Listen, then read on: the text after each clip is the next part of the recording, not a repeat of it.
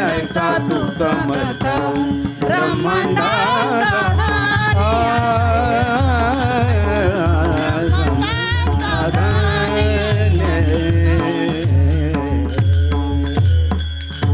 त्याची सत्ता आम्हाला मान्य करावी लागेल की तो आमच्याकडे बघतोय आणि या सगळ्या जगाचा सत्ताधीश कोण असेल तर तो एकमेव भगवंत आहे. मग त्याला कोणी कृष्ण म्हणतं, त्याला कोणी पांडुरंग म्हणतं, त्याला कोणी शंकर म्हणतं, त्याला कोणी गणपती म्हणतं. एक जण मला म्हणाले प्रतिवर्षी वारीला जातोय, म्हणाले एकादशीचं व्रत करतोय, जप जाप्य सगळं करतोय म्हणाले, पण पांडुरंग काय पावायलाच तयार नाही. तुम्ही म्हणत असाल तर देव बदलू का? तुम्ही म्हणत असाल तर बदलतो दे. भक्ती देव बदलण्याकरता आहे का? भक्ती देव बदलण्याकरता नाही, भक्ती तुम्हाला मला बदलण्याकरता आहे. मग म्हणाले सर्व सत्ताधीश तोच आहे. कोण? एकमेव भगवंत आहे आणि त्याची सत्ता आम्ही मान्य करावी. तर म्हणाले तो बांधला जातो कशामध्ये? प्रेमसूत्रामध्ये. प्रेमसूत्र दोरी नेतो तिकडे जातो हरी. तुम्ही म्हणाल दीदी हे काय चाललंय तुमचं? दुसऱ्या चरणावरून पहिल्या चरणावर, पहिलं झालं की तिसरं चरण. पहा, अभंग असा असतो की त्याला 4-5 दारं असतात. जसं पंढरपूरला गेल्यानंतर पश्चिम द्वार असतं, उत्तर द्वार असतं, दक्षिण द्वार असतं. जिथून पटकन देवापर्यंत पोहोचता येईल माणसं त्या द्वाराने घुसतात. मग ते मागून गर्दीतून का घुसणं होईना, पटकन शॉर्टकट दर्शन. तसं शॉर्टकट दर्शन अभंगाचं आपल्याला करायचं आहे. जो तो त्याच्या पद्धतीनं अभंगाला स्पर्श करण्याचा प्रयत्न करत असतो. मग म्हणाले त्याची सत्ता आम्ही मान्य करावी. तर म्हणाले तो आपल्या बंधनामध्ये बांधला जाईल. तुम्ही म्हणाल कसं बांधायचं? बांधलं ना, पहिल्यांदा आमच्या यशोदा मैयाने बांधलं होतं, उखळ बंधन केलं होतं ना.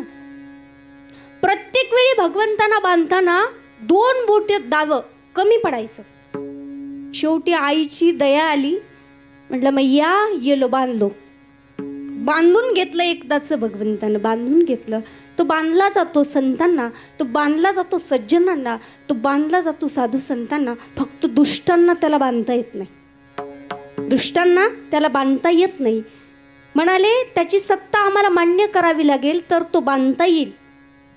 धरीला पंढरीचा चोर गळा बांधून या दोर. पण कसा बांधला गेला? विनाकारण गेलं का? त्याच्यासाठी काहीतरी केलं असेल ना.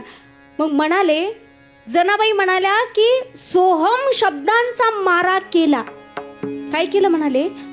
श्वास घेतानाचा सूर सो आणि सोडतानाचा हम. असं प्रत्येक श्वासाला भगवंत तुला आठवलंय, प्रत्येक श्वासाला आठवलंय. आणि म्हणून तेने विठ्ठल का कुळती आला. कशामुळे?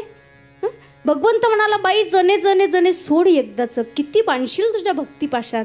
ती म्हणाले भगवंता तुला असं तसं नाही बांधला आता. जणी म्हणे बा विठ्ठला जीवेन सोडी मी रे तुला. आता जीव गेला तरी चालेल पण तुला सोडणार नाही. काय भक्ती असावी हो. म्हणून तर नेतो तिकडे जातो हरी. जणी जाये पाणी असी मागे धावे ऋषिकर्षी. जणी जाईल तिकडे भगवंत जायचा. हो, जनाबाई दळायला बसायच्या आणि जनाबाई म्हणायच्या पांडुरंगा ये रे बाबा. जनी मांडिते दळण नाम ओठी घोळते. भारी जड हे जाते तुझी विना. पांडुरंग म्हणायचा जने जने जने, अगं मला तरी तुझ्याशिवाय कोण आहे? पांडुरंग म्हणतो मीही होतो एकला करमेना मुळी मला. आरसा लागे दिधला तुझी दिठीने.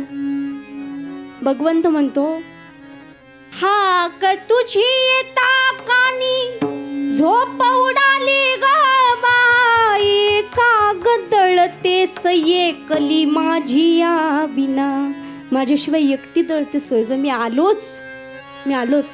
आणि आता दोघांचं दळण सुरू व्हावं, दोघांनीही त्या खुंट्याला धरावं आणि आता गर गर गर गर जातं फिरायला लागावं. आणि आता ती म्हणते पांडुरंगा हात तुझा लागला रे जात झालं हलक हलक. कसं झालं? हलक. तुझा हात लागला जात कसं झालं? हलक झालं. हात तुझा लागला रे जात झालं हलक हलक, दारी आलं अमृत पिक तुझी आदिकीने. काय भाव असावं. म्हणून इतकं बांधलं होतं त्याला की प्रत्येक कामामध्ये भगवंत मदत करायचा. जिकडे ती जाईल तिकडे भगवंत जायचा. जिकडं ती जाईल, जिकडं ती नेईल तिकडे भगवंताला जावं लागायचं. पहा, अशी भक्ती, अशी समर्पण भक्ती जनाबाईने केली, संतांनी केली, शंभूराजांनी स्वराज्यावरती केली, जी तुम्हा आम्हाला करता येत नाही. आम्ही करतो का हो समर्थन? समर्पण भक्ती करतो का? आमच्या भक्तीमध्ये निष्कामता असायला हवी. ती आमची भक्ती सकामतेकडे चालली, म्हणून त्या भक्तीचं फळ काही केलेलं आम्हाला मिळे ना. म्हणून आम्ही सतत कटकटलेले, त्रासलेले, व्यापलेले की नाही. पण त्या भक्तीचं फळ मिळवायचं असेल तर म्हणाले तिथं समर्पण करावं लागेल. आता आम्ही अर्पण करतो देवाला, नैवेद्य करतो ना, पण असा ठेवायचा की असा उचलायचा? खाल्लं बिल्लं तर करायचं काय? जसं आरजव नामदेव महाराजांनी केलं तसं तुम्ही आम्ही करतो का? आमचं पोटचं लेकरू नाही जेवलं तर आम्ही मग रडू.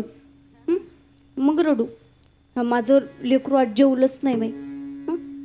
पण एकदा देवासमोर नैवेद्य ठेवून देव जेवत नाही म्हणून रडून बघा बरं, येईल का तुमच्या डोळ्यात पाणी? आणलं तरी येणार नाही, आणलं तरी येणार नाही. का हो? कारण ती भक्ती आम्ही करतच नाही, त्या भक्तीपर्यंत आम्ही पोहोचलोच नाही. म्हणाले त्याच्याकडून जे पाहिजे ते मिळालं की आमच्यासाठी बाहुलं झालं म्हणाले देव. पा, एक बाहुल्यांना खेळायचं एक विशिष्ट वय असतं पोरांचं. एक 5-6 वर्ष मुलं बाहुल्या खेळतात, नंतर मोठी झाली की बाहुल्या बदलतात. तसं म्हणाले भक्तीमध्ये आम्ही देवाचं बाहुलं करून टाकलं. नाथ महाराज म्हणाले त्याच्याकडून जे पाहिजे ते मिळालं की बस, आता त्याची काही गरज नाही. बस आम्हाला आमचं घर, आमचं दार, आमची बायको, आमची पोरं नुसती वक चालली आयुष्यात. आला आला प्राणी जन्मासी आला, झाला झाला वाढला थोर झाला, केला केला व्यापही सर्व केला, पण गेला गेला जन्म व्यर्थ गेला. व्यर्थ जन्म व्यर्थ गेला. काय अर्थ आहे का त्यात? म्हणेल त्याच्याकडून सगळं मिळालं की ते आमच्यासाठी काय झालं? बाहुलं झालं. नाथ महाराज म्हणाले शिळ्या तांब्याचे केले बाहुले, शिळ्या तांब्याचे केले बाहुले, पाट मांडून वरी बैसविले, पाट मांडून वरी बैसविले, या जन्नासी लागले वेड, लागले वेड, लागले वेड, या जन्नासी लागले वेड, लागले वेड, लागले वेड. शिळ्या तांब्याचे केले बाहुले, शिळ्या तांब्याचे केले बाहुले, शिळ्या तांब्याचे केले बाहुले, पाट मांडून वरी बैसविले, पाट मांडून वरी बैसविले, या जन्नासी लागले वेड, लागले वेड, लागले वेड, या जन्नासी लागले वेड, लागले वेड, लागले वेड. शिळ्या तांब्याचे केले बाहुले, शिळ्या तांब्याचे केले बाहुले, शिळ्या तांब्याचे केले बाहुले, शिळ्या तांब्याचे केले बाहुले,